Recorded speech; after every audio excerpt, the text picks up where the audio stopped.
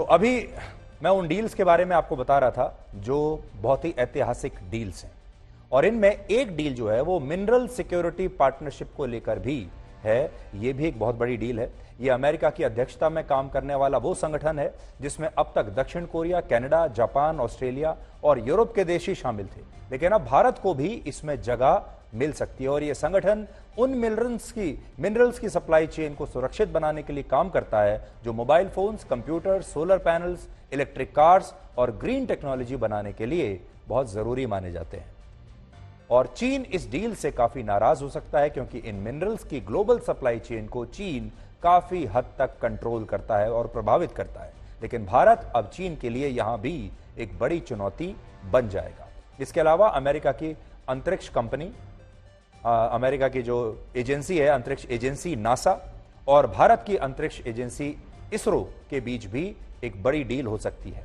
ISRO America के उस Artemis accords का हिस्सा बन सकता है जिसके तहत अंतरिक्ष क्षेत्र से जुड़े अलग अलग मिशंस के लिए नासा और इसरो साथ मिलकर काम करेंगे और इनमें अंतरिक्ष और मानव मिशन भी शामिल होगा। तो आपने देखा इससे पहले जो अंतरिक्ष को लेकर जो मिशंस हुआ करते थे उसमें पहले रशिया भारत का पार्टनर हुआ करता था। हमने बड़े बड़े जो मिशंस किए हैं वो रशिया के साथ मिलकर किए हैं, लेकिन ये कितनी बड़ी बात है कि अब अंतरिक्ष के मामले में भी, स्पेस साइंस के मामले में भी अमेरिका भारत का एक नया पार्टनर बनेगा। ये एक बहुत बड़ा पॉलिसी शिफ्ट है।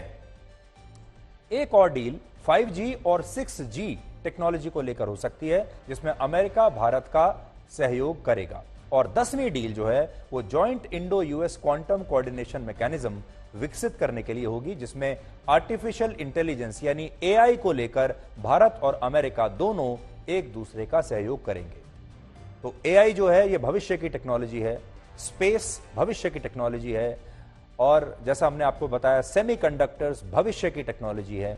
ये सारी जो बड़ी चीजें हैं अब भविष्य के लिए भारत और अमेरिका आपस में दोस्ती का हाथ बढ़ा रहे हैं, और इन सब चीजों से न सिर्फ अमेरिका में, दुनिया में, बल्कि भारत में भी बड़ा बदलाव आएगा। और भारत में जिस तरीके से जॉब्स जनरेट होती हैं, भारत में जिस तरीके से लोगों का वर्क प्रोफाइल है, उस पर भी इसका बहुत असर पड़ेगा। तो आज हमने वो क्षेत्र आपको बताए हैं जो भविष्य के क्षेत्र हैं, जहां पर भविष्य में भारत में ये सारे क्षेत्र विकसित होंगे, डेवलप होंगे। यहां टेक्नोलॉजी भी नई आएगी, काम करने के तौर तरीके भी बदलेंगे। अब हम 5G और 6G में प्रवेश कर जाएंगे, आर्टिफिशियल इंटेलिजेंस के क्षेत्र में के नए युग में प्रवेश कर जाएंगे। इसलिए बहुत सारे लोग ये पूछते हैं कि हमें इसमें क्या मिलने वाला है। तो भारत के जो लोग हैं जो आज हमें देख रहे हैं, उन्हें यह देखना होगा कि अब हमारी युवा पीढ़ी इन सारे क्षेत्रों में रोजगार पाने के लिए, इन सारे क्षेत्रों में अपने आप को एक्सपर्ट बनाने के लिए क्या कर सकती है, क्योंकि यही भविष्य है। वॉशिंगटन डीसी पहुंचने पर जब प्रधानमंत्री मोदी के सम्मान में हवाई अड्डे पर फ्लाइट लाइन सेरेमनी का आयोजन हुआ तो उस समय वहां तेज बारिश हो रही थी, लेकिन इस बारिश के बीच प्रधानमंत्री मोदी राष्ट्रगान के लिए खुले आसमान के नीचे बारिश में ही खड़े रहे। और ये तस्वीरें आज आप सबके सीने को गर्व से चौड़ा कर देंगी। देखिए इस तरह से यहाँ पर लहराता हुआ नजर आ रहा है। ये तस्वीरें बहुत कुछ कह रही हैं। दोनों देशों के बीच जो मजबूत होते रिश्ते हैं वो और कैसे आगे एक नए कीर्तिमान की तरफ आगे बढ़ रहे हैं।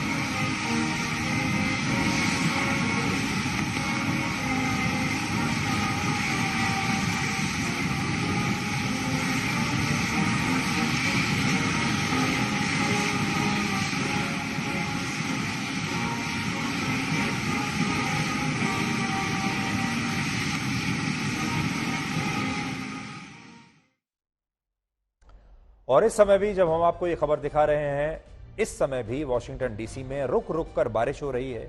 और अमेरिका के समय अनुसार शाम 6:30 बजे जब व्हाइट हाउस में प्रधानमंत्री मोदी के सम्मान में स्टेट डिनर का आयोजन होगा, उस समय भी वहां पर बारिश होने की संभावना है।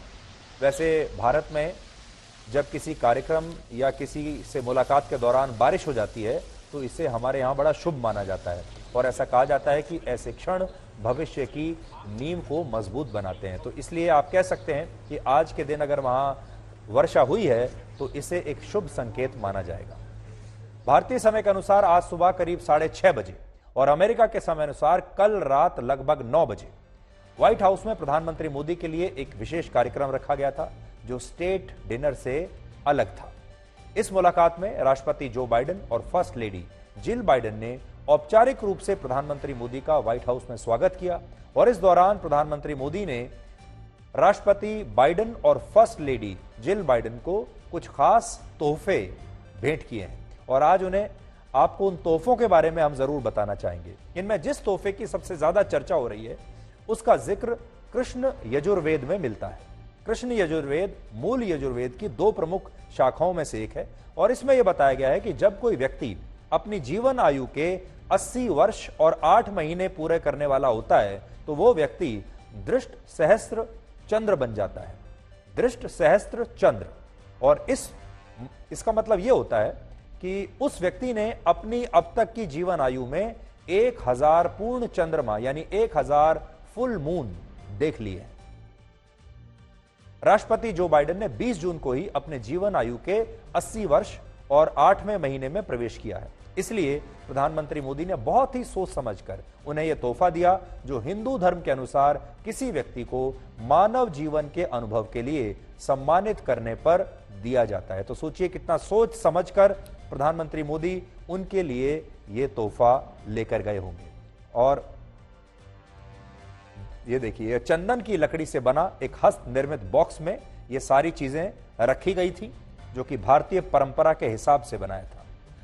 ये जो उपहार है ये चंदन से बने जिस खास बॉक्स में भेंट किया गया उसे जयपुर के कारीगरों ने तैयार किया है और इसमें भगवान गणेश की मूर्ति और एक दिए के साथ उत्तर प्रदेश से लाया गया ताम्रपत्र रखा गया है जिस पर कृष्ण यजुर्वेद का एक श्लोक भी लिखा हुआ है।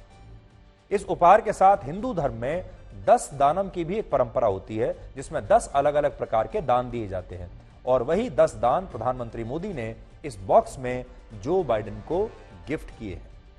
इनमें गोदान में पश्चिम बंगाल से लाया गया चांदी का नारियल है, भूदान में मैसूर से लाए गए चंदन का एक सुगंधित टुकड़ा है, तिल दान में तमिलनाडु से मंगाए सफेद तिल के बीज हैं, हिरण्य दान में राजस्थान में हाथ से तैयार हुआ सोने का एक सिक्का है, घी दान में पंजाब से लाया गया घी है, वस्त्र दान में झारखंड के रेशम का कपड़ा है और धान्य दान में उत्तराखंड से लाए गए लंबे दाने वाले चावल है। गुड़ दान में महाराष्ट्र से मंगाया गया गुड़ है और रौप्य दान में चांदी का एक सिक्का है और नमक के दान में गुजरात से मंगाया गया नमक इसमें रखा गया है।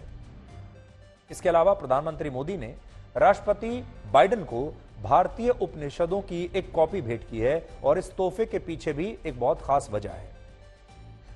बाइडेन 20वीं सदी के मशहूर कवियों में से एक विलियम बटलर की रचनाओं को बहुत शौक से पढ़ते हैं और विलियम बटलर ने ही अपनी मृत्यु से सिर्फ 2 साल पहले 1937 में भारतीय उपनिषदों का एक अंग्रेजी अनुवाद प्रकाशित किया था जिसे द 10 प्रिंसिपल उपनिषद्स कहते हैं और इसीलिए उसी किताब के पहले एडिशन की एक कॉपी प्रधानमंत्री मोदी ने आज जो बाइडेन को भेंट के रूप में दी है।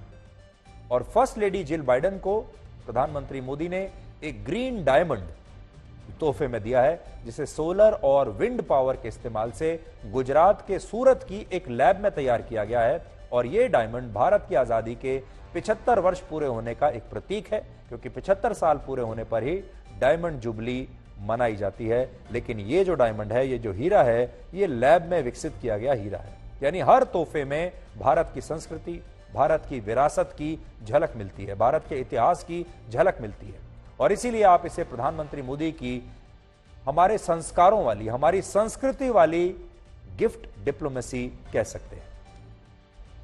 आज राष्ट्रपति जो बाइडेन ने भी प्रधानमंत्री मोदी को एक विंटेज अमेरिकी कैमरा और वाइल्ड लाइफ फोटोग्राफी से जुड़ी एक पुस्तक और अमेरिका के मशहूर कवियों में से एक रॉबर्ट फ्रॉस्ट की कविताओं के पहले संस्करण की कॉपी गिफ्ट की है।